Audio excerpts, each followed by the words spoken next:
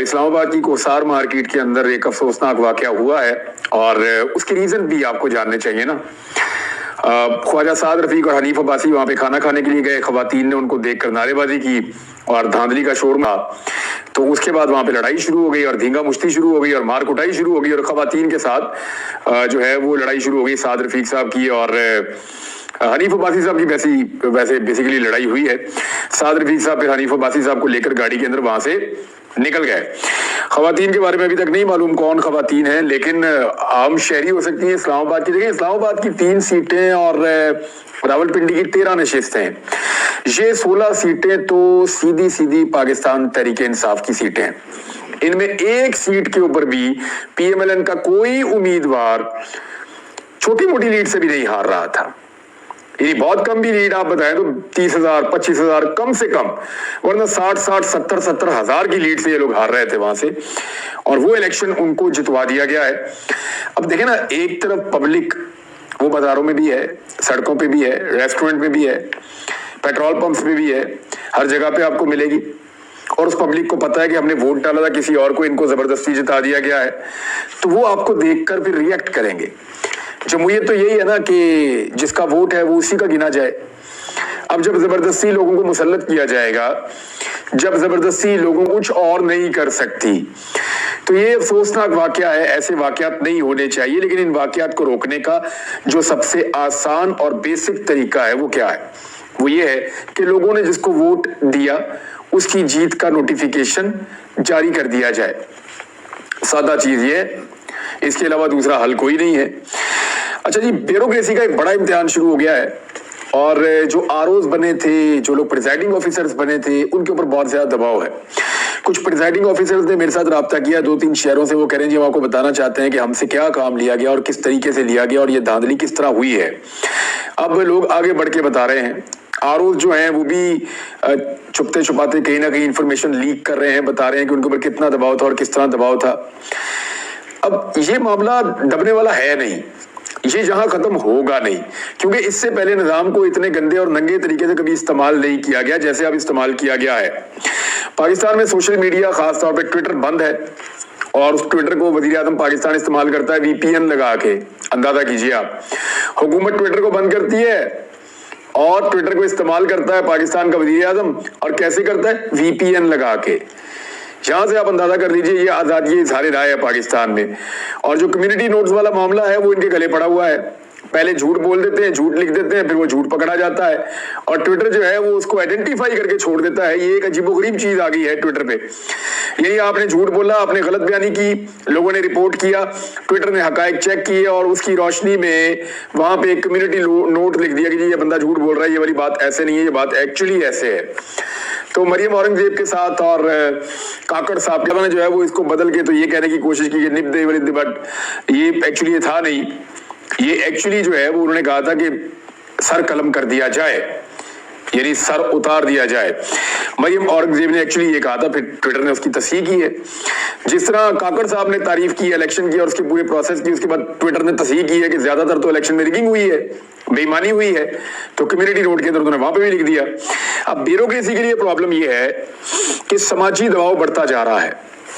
यानी मैं सिद्दीक जान की एक यहाँ पे ट्वीट है, उसको आपको मैं कोट करके पढ़ के सुना देता हूँ। उसने बहुत अच्छा एक्सप्लेन किया इस सारे मामले को, कुछ चीजें इसके अंदर मैं ऐड भी कर दूंगा। ट्विटर क्यों बंद है? ट्विटर बंद होने की 2 वजूहात हैं। एक तो यह है कि लियाकत चट्टा ने धांधली का एतराफ करते हुए कहा कि उन पर सोशल मीडिया का भी दबाव था, इसलिए सोचा गया कि सोशल मीडिया के सबब जो सबसे मौसर ऐप है ट्विटर, उसको डाउन कर दिया जाए। इससे पहले कि सोशल मीडिया पर माहौल गर्म रहे और किसी और का ज़मीर जाग जाए।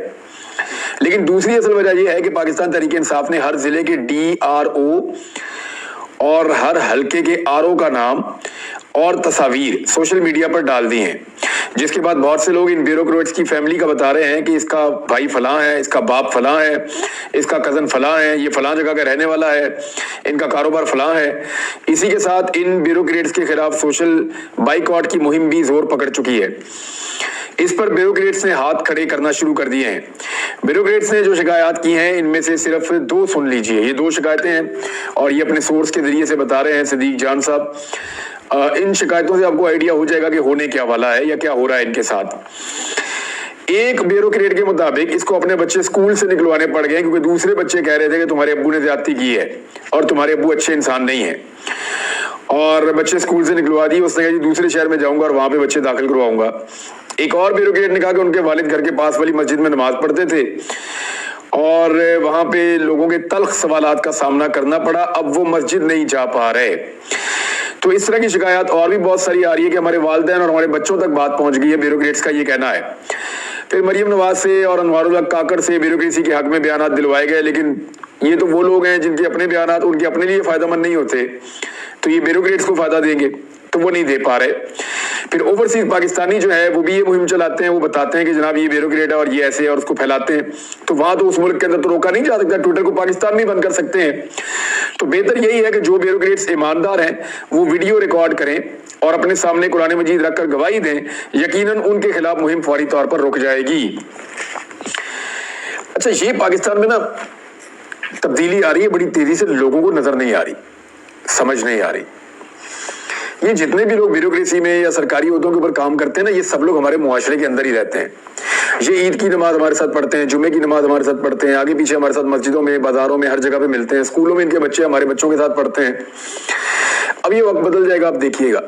जो बच्चा सरकारी गाड़ी के अंदर, सरकारी नंबर प्लेट वाली गाड़ी के अंदर स्कूल पहले आता था पुराने जमाने में, तो उसको बड़े रश्क से बाकी बच्चे देखते थे, जिसका अब्बू ऑफिसर है बहुत बड़ा, तो ये सरकारी गाड़ी में आ रहा है।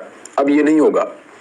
अब बच्चे छेड़ेंगे, चिढ़ाएंगे कि तू हमारी गाड़ी में आ रहा है, हमने तेरे बाप को ये गाड़ी दी है अमानतन, सरकारी काम करने के लिए, हमारी खिदमत करने के लिए, पेट्रोल के पैसे हम देते हैं, तू और तेरा बाप हमारे पैसों का गलत इस्तेमाल कर रहे हैं। ये होगा पाकिस्तान में, आप देखिएगा। ये जो औरतें बाजारों में निकल जाती हैं ना सरकारी गाड़ियां लेके शॉपिंग करने के लिए सरकारी मुलाजिमीन के साथ, इनको बाजारों के अंदर देखना इनके साथ क्या होगा।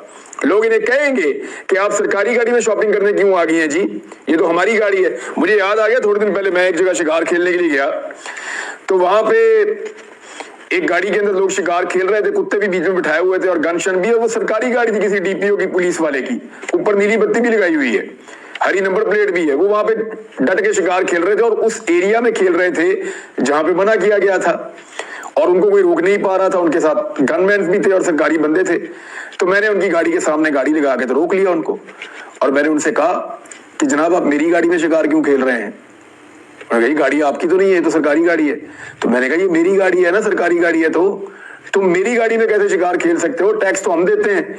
अगर शिकार खेलने का शौक है जाके अपनी गाड़ी लेकर आओ, अपनी बंदूकों से, अपनी गाड़ी से, अपने इंतजामात से शिकार खेलो। ये गाड़ी तुम्हें दी है सरकारी काम करने के लिए, तुम लेके इधर जंगल में चला रहे हो, और वो सारी पहाड़ियां हैं और कच्चे रास्ते हैं। यानी अपनी गाड़ी का तो बंदा नुकसान बर्दाश्त कर लेता है, लेकिन यानी जो भी जाता है वो रिस्क लेके जाता है। गाड़ी टूट सकती है, नुकसान हो सकता है उस गाड़ी का, जंगल में नाहमवार रास्ते होते हैं, लेकिन वो आदमी सरकारी गाड़ी को ऐसे माले मुफ्त दिले बेरहम। तो मैंने उनको पकड़ लिया वहां पे, तो और भी लोग इकट्ठे हो गए। तो इसी तरह आप देखेंगे कि आने वाले वक्त में सरकारी वसाइल का इस्तेमाल सरकारी मुलाजमीन के लिए मुश्किल होता चला जाएगा। और ये ट्विटर को बंद करने का जो रीजन लिखा है, ये ठीक लिखा है सदीक जान ने, मुझे लगता है मामला इसी तरफ जाएंगे। अब आ जाए मखसूस नशिस्तों की तरफ। क्या पाकिस्तान तहरीक इंसाफ को मखसूस नशिस्तें मिल जाएंगी, क्योंकि उनके अराकीन ने सुन्नी इत्तेहाद काउंसिल को ज्वाइन कर लिया, पंजाब में, खैबर पख्तूनख्वा में, वफाक में और सिंध में भी। तो क्या उनको मखसूस नशिस्तें मिल जाएंगी? बड़ा सवाल है ना। तो इसका सिंपल जवाब मैं आपको दे देता हूं कि मिल जाएंगी। उसकी वजह यह है कि माजी में हमारे पास एक मिसाल मौजूद है।